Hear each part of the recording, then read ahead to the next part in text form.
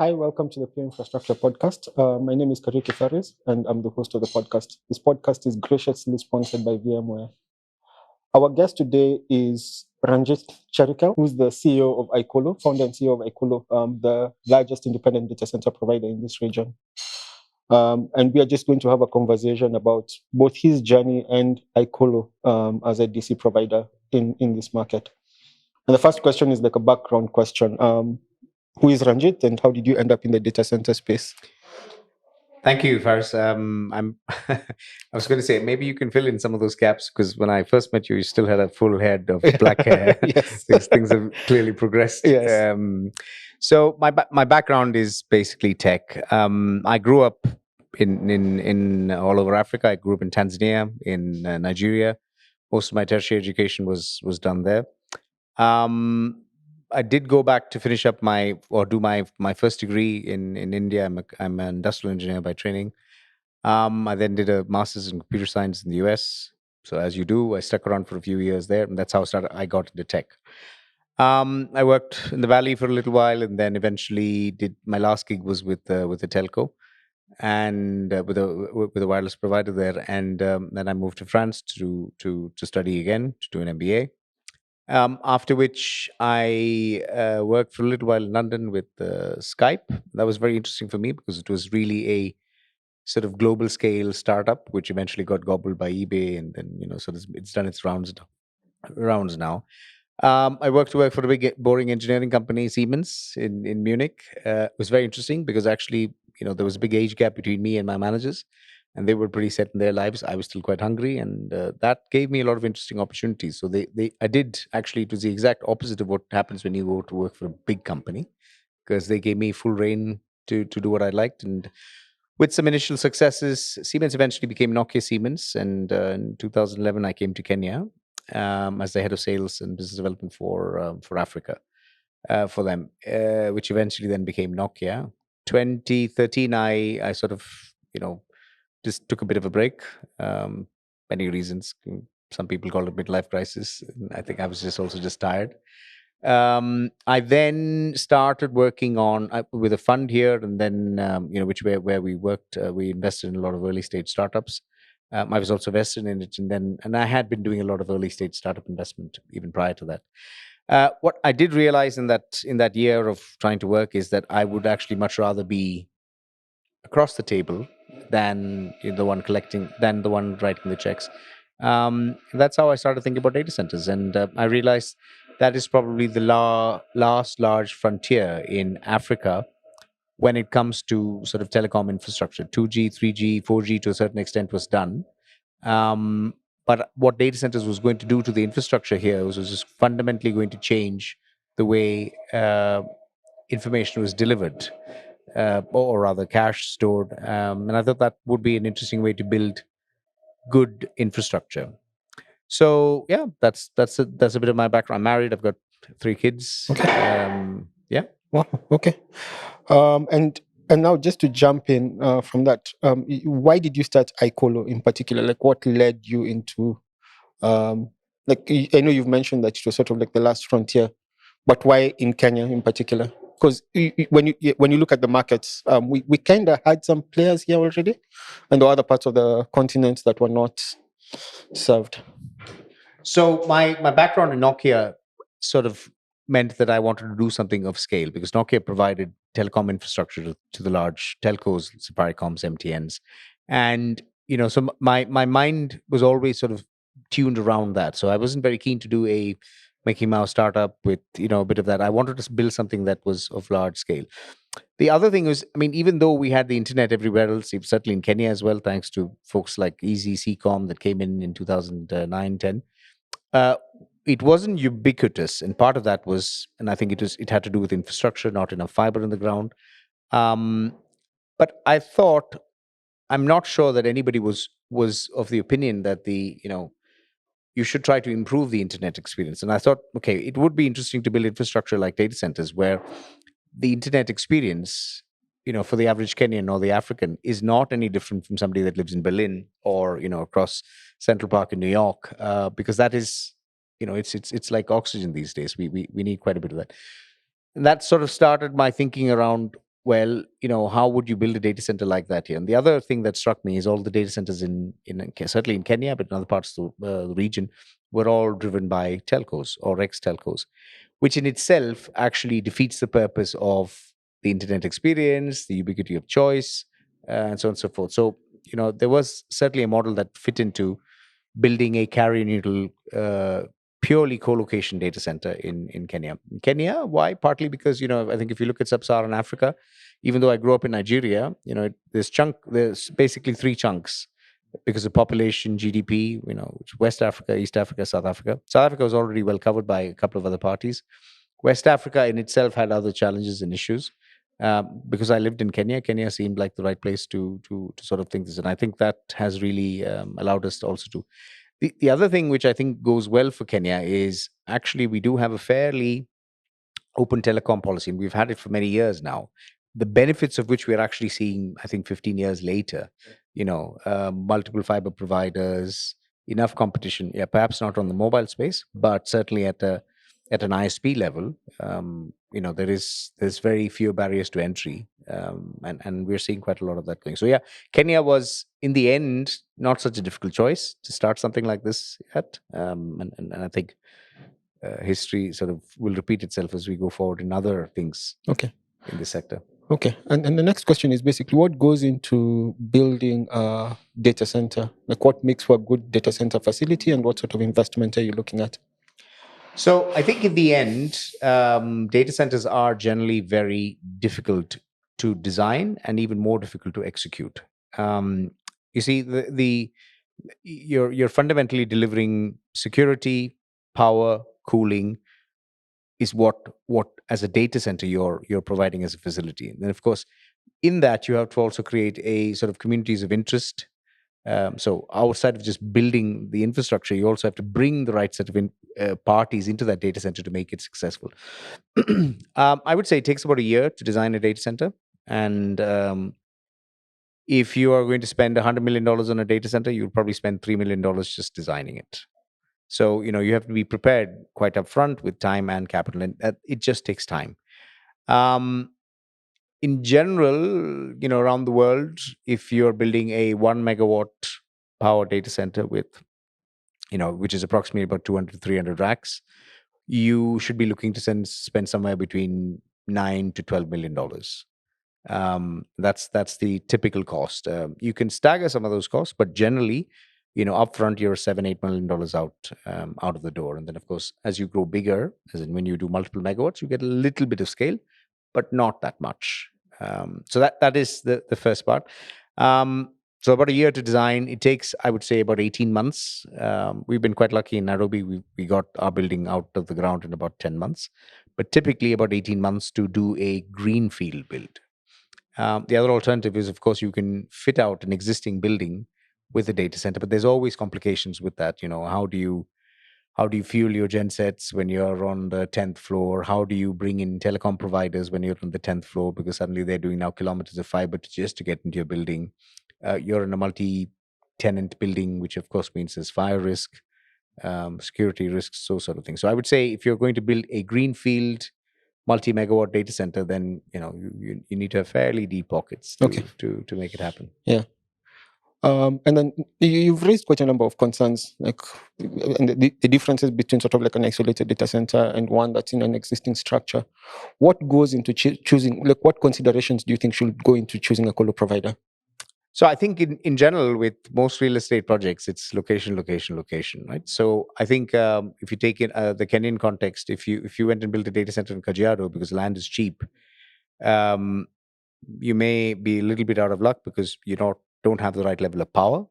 You don't have any networks. So you may have a nice big shiny data center, but fundamentally it's not connected, nor is it powered well, right? So you do need to find a location where you've got some of the above working well for you.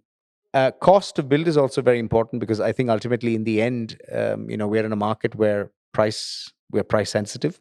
So you need to build well, but you need to build, to budget. So which of course means if you come to the center of Nairobi and build, then your real estate costs are silly. So you've got to pick a location where the numbers sort of make sort of sense. There are some other obvious factors to keep in mind as well. I mean, if you are near fire hazards, so if you're next to a large factory, that deals in latex, or where there is a fairly strong fire hazard, then makes it even more difficult. There's a couple of fuel depots next to you. If you are in the flight path of airplanes near an airport, those sort of things make it then not impossible, but trickier. So you need to have a good reason why you want to pick that piece of property. Access rights is the other thing that you can't ignore, because you've got fiber coming in, people going in the building out. So you sort of have to be in an area that is there. Then I think lastly, certainly security. So you want to be in an area where not just your staff, but your equipment, there are no concerns around the long-term security of that site. And so, the cloud has sort of like become this, there's a lot of hype around the cloud. And I know some multiple cloud providers are actually your customers. Why would you advise somebody to say choose colo over cloud? Or when do you think it's the right call is to simply move to the cloud? So, I mean, I think cloud, ultimately in the end is to the benefit of humanity. So I think many people don't understand it from that perspective. It's another storage location, things like that. But I think principally what cloud does is it brings in efficiencies. In the old days, if you had 4 computers and each of us ran it at 10%, then, your total utilization is 10% of 4 computers. But on the other hand, if you ran it from the cloud, you have much more efficiencies. And that, of course, means it's better for the environment. You've got better throughput, better replication. So there are many very good reasons why you should go with the cloud. But cloud is not necessarily the solution for everybody.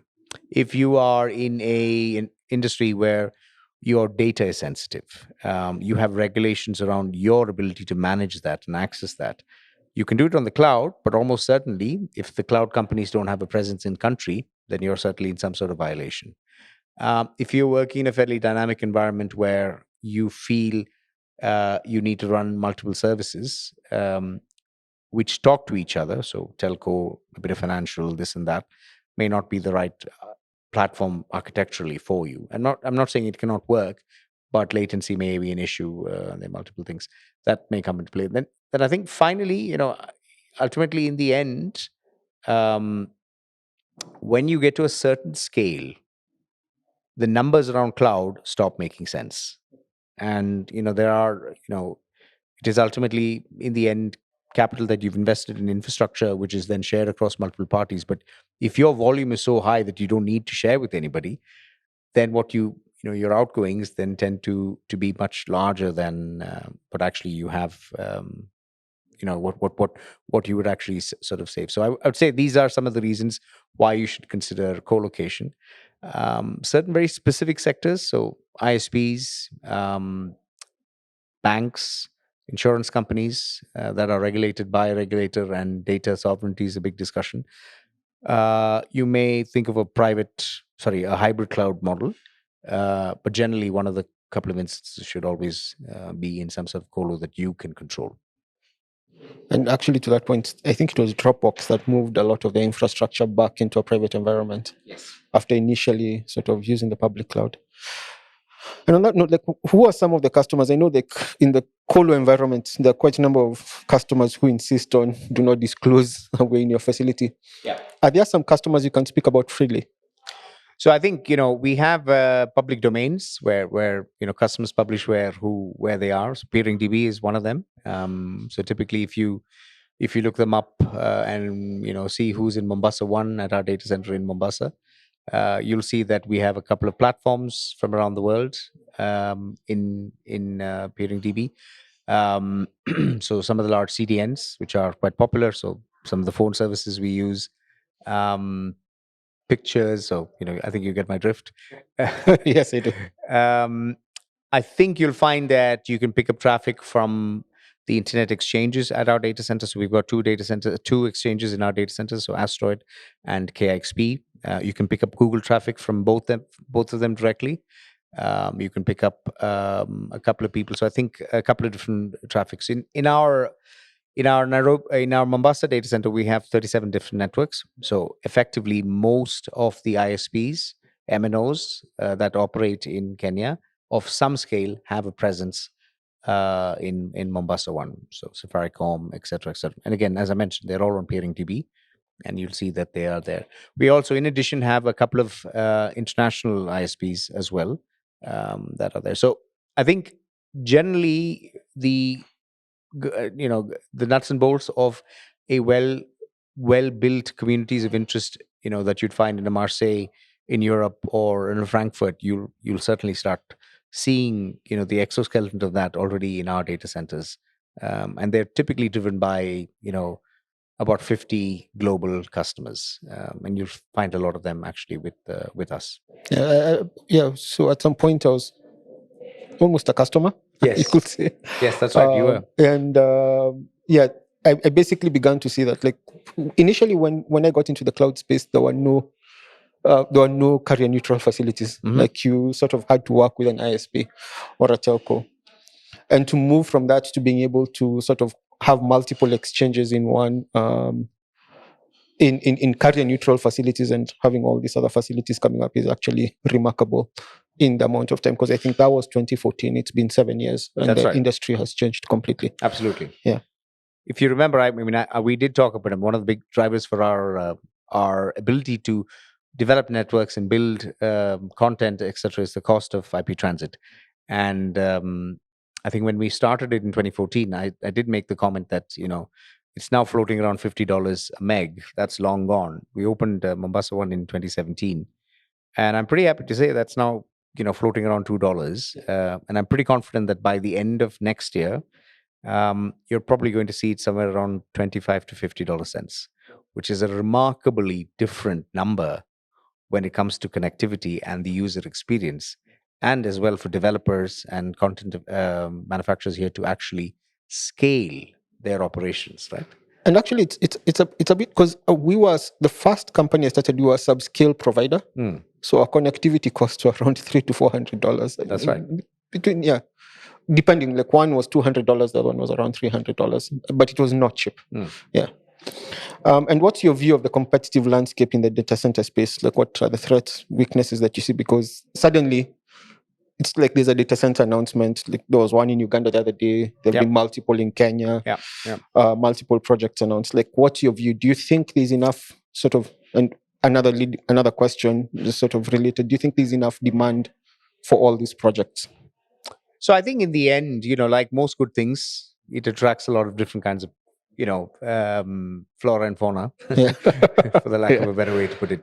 I do feel there is a lot of genuine interest in building good infrastructure, in general. As I mentioned, I think it's very hard. One of the things that we are very fortunate to have been able to do is that not only are our data centers built by Kenyans, they're also operated and run by Kenyans. So as a result, I think we have a fairly good feel.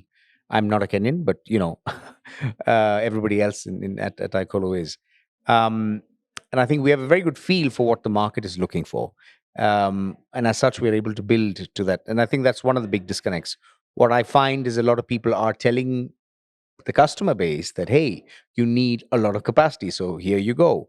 But we're not willing to give you the right price points because we spent all this money building it. So I think we watch cautiously what people are doing.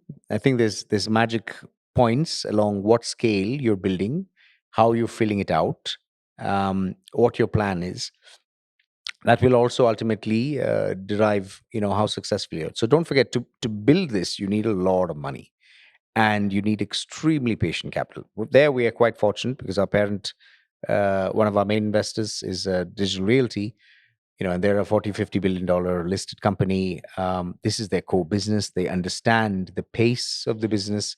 They're very patient. They build world-class infrastructure. So as a result, for us, we don't have to make any explanations on where the market is going and how it will evolve. They understand it very dearly, which is not the situation I find a lot of our competitors have, because they have just very pure capitalistic pressures on return of investment, et cetera, et cetera.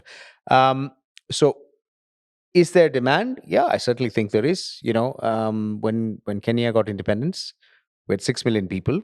We have 50 million people today. When I came to Nairobi in 2011, we had about 3.1 million people in Nairobi. There's 4.8 million people today. These are substantially strong numbers, and the growth in always the GDP in Kenya was about 45 billion. Now we're about 100. So we are doubling and growing at a rate that most parts of the world don't understand. Fundamentally, the way we build networks, the way we build applications, software is now all around the cloud, all around data centers. It may change in 30 years. So I can't see that going backwards or the demand waning. I certainly see that explosion of growth continuing. I do feel some of it still needs to be built around the concept that you're building not at scale, or you're building at scale for an African customer that wants it at the same global competitive prices that you get in other parts of the world. So I think we're definitely at a point where you will find some more successful than others. But I also feel, I think ultimately in the end, it keeps us all honest to see a bit of competition, and certainly the customers will, or consumers will, decide in the end whose products they like. And related to that, what's your view on the tech landscape in Kenya? It's exciting. It's very, very exciting. So I feel ultimately in the end, we have. So my background is software, and about 10, 15 years ago, or maybe 20 years ago, when you wrote code, it's quite hard. You needed multiple skills. You need to know a bit of embedded programming. That's changed now quite significantly, and it's extremely impressive that even at a high school level in Kenya, how kids are able to program, are able to understand, and they don't know it differently. Build an app, run it, and I feel at the forefront of what is happening around Africa because of our liberalized economy, because of simple concepts like M-Pesa. Uh, I think everybody thinks, well, this is how it works. And we have a population that's 75% below the age of 30. I don't think we have the sort of the baggage of saying this is so. I think from a tech perspective, we are very, very lucky to be able to say that we're certainly prepared for what is now more or less a technology driven future for most of the world, but certainly for us here. Tell us more about your exit. iColo is one of the few tech exits in this country. Few people know that you actually sold. I discovered through a random press release from some news site I follow. Why did you sell? So I've to be quite honest, I haven't sold anything. I'm still very much in the business. I haven't recovered any capital yet. Um, I'm still there, and from an investment perspective, whatever I put in on day one is still very much part of the equity base of the company. But as I mentioned to you, you need copious amounts of capital. To give you an example, we've spent about $20 million already in Kenya, and exactly, and we are on track to spend much, much more in the next 4 or 5 years. Uh, Trying to build a cap table that supports this constant infusion of capital is impossible if you want to continue building and keeping pace with what we are. So when we built Mombasa 1, even Nairobi 1, I didn't get any customer sign up before we opened. But now that we've opened them, we've been able to prove these businesses work well, and customers need the demand. We have just started construction on a third site in Mombasa, and we'll start our fourth one in Nairobi as well at some point soon. uh, I wanted to be prepared to be able to deliver those data centers without compromising on how much capital we raised, be able to hire the right sort of staff, be able to train them. So this is the reason why we ended up going with a sort of a model where I, of course, as a founder of the company, uh, wasn't necessarily in control of the company, but very much in the driver's seat. We have extremely good shareholders who understand the business, who are committed to building, sort of very good infrastructure. So, in many ways, yes, you could say that a lot of our old other shareholders have exited, but not, from my perspective, I'm still very much there, and I intend to be around. And then the next one is you've been talking about all these projects that you're running, and you just before we started the podcast, you mentioned that you're putting up a 2400 rack facility in Karen.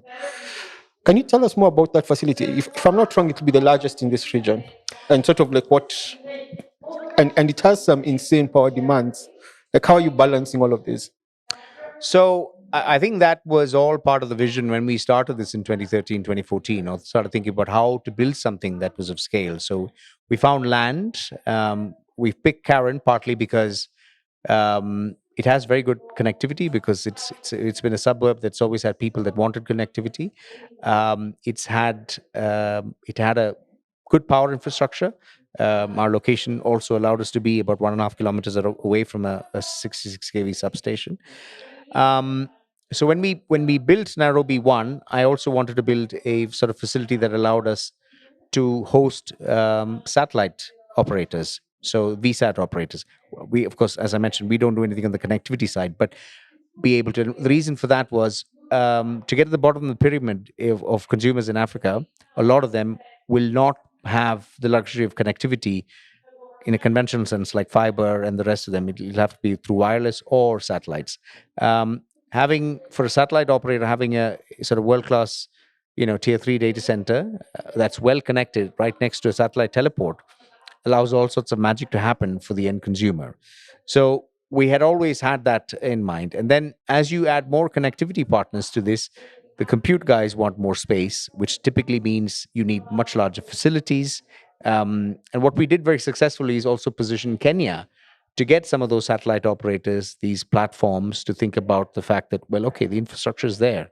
There's great connectivity. There's multiple. We have, I think, about 10 fiber guys. The building is only 18 months old, but we have 10 fiber connectivity partners already in the building. So we bought about 5 acres of land last year in Karen, adjacent to our property. Our campus now in Karen is about 8.5 acres, so about 36,000 square meters. As a standalone campus, this now certainly becomes among the largest in Africa, if not the largest. I mean, certainly in the first top three. And I can't say that was not the vision from day one. It was always what we wanted to do. Again, as I mentioned, in order to be able to deliver internet at the quality and at an experience level that is similar to somebody that lives in the developed markets, you do need to think about the long term and scale. So some of the new data centers we'll build will be substantially larger than what we have. So I'm talking magnitudes of 10 times. And I think the reason we're doing that is because I think that's ultimately where we think the demand in Kenya will be, or in the region. By also building this sort of infrastructure, what we also do effectively are trying to do is make Kenya the gateway to East Africa, and in many ways to Africa. What used to happen in the past was when a new fiber system or a new cloud system was thinking about Africa, it always went to South Africa. I think now people understand when the fiber comes or the subsea cables comes, actually they end in South Africa. When you're in Kenya, well, you're halfway to Europe and you're halfway to South Africa, which is a better location. So you wouldn't be able to have that discussion if you didn't have the infrastructure. That gap we have now filled. And that's effectively where we are moving to. Yeah. And are you free to speak about like the cost and the timelines for this facility? Costs are a bit tricky, but I've given you some indicators in general. When you're building a 5 to 10 megawatt facility, you do need copious amounts of capital. But timelines are imminent. So as I mentioned, we have, I think, close to 20 network operators already in Nairobi One.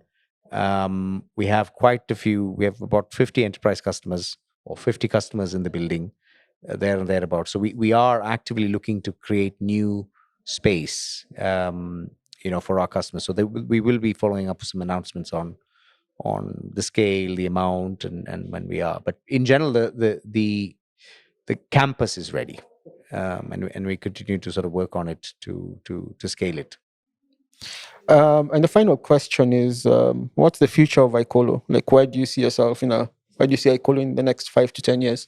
Are you going regional or? Yeah, so we do have a couple of countries we've looked at, and I think in the short term we do have something we'll announce soon. There is a country we work on. In fact, we already have some staff on the ground, and we are actively moving towards getting ready for some of our customers that want to be there. I think our focus will still primarily be within East Africa for the short term. and maybe medium term, because we feel there's a lot of work to be done here. And I think Kenya is at a point where, you know, like everybody that runs a business or starts, when you have $10, you've got to decide where you want to put the $10. You can split it over three different things, or you can put it all in one pot and try to do a good job within.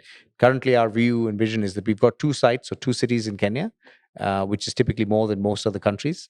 And we feel that, you know, with our current strategy, we are better set on focusing on these cities that we have now developed and continue to work on. So, with that said, you just never know what the future holds. You know, things may change, and you know, but I feel we are still very focused and committed to making sure that bedrock of what we're doing is still focused in East Africa.